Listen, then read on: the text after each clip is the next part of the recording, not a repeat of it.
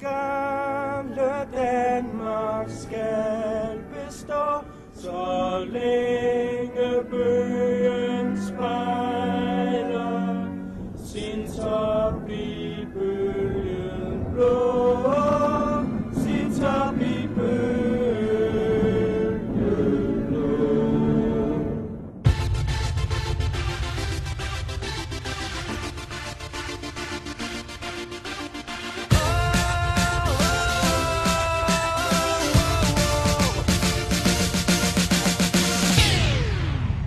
Her er en til alle jer, der kan lide bold og øl og patter. Saml jeres crew og drik jer ned. Smid alt jeres tøj og vis dem, der ikke fatter. Der skal være alternativer til det lort, som Nephew laver. Derfor tropper et ball op og giver jer fodboldfest og pop. Når de danske drenge går på banen i Sydafrika, så gør de det med en helt klar plan. Og så selvom vi måske har hørt det før, skal vi vinde VM. Vi tager guldet med hjem.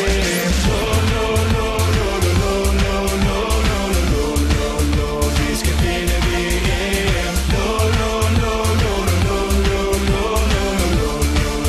Vi tager guldet med hjem.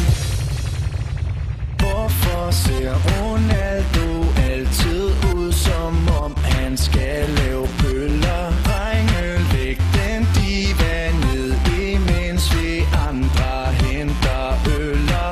Og det er jo almen kendt, at alt godt kommer til dem, der venter. Så 6 år senere sætter vi vores lid til Akker, Jon Dahl og Bent. Når de danske drenge går på banen i Sydafrika, så gør de det med en helt klar plan. Og så selvom vi måske har hørt det før, skal vi vinde VM. Vi tager guldet med hjem.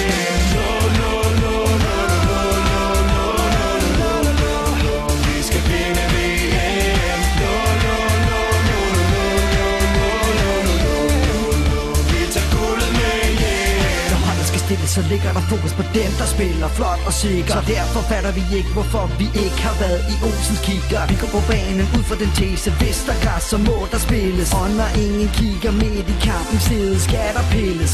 Så sørg for, at de slide kvinde har de største møder. Imens vælger drengene under den rød-hvide fane trylle med deres fødder. Stilen er lagt, nu handler det kun om bryst og bold og bajer. Vi gør hvad vi kan, vi bakker fuldt op og håber det vil føre til sejr. Der er ingen sure miner, hvis vi ikke vinder. Vi er stadig nummer 1, for vi har verdens bedste kvinder. Der er et yndigt land, og the Danish way to rock. Ikke holder her for at vise jer, the Danish way to fuck.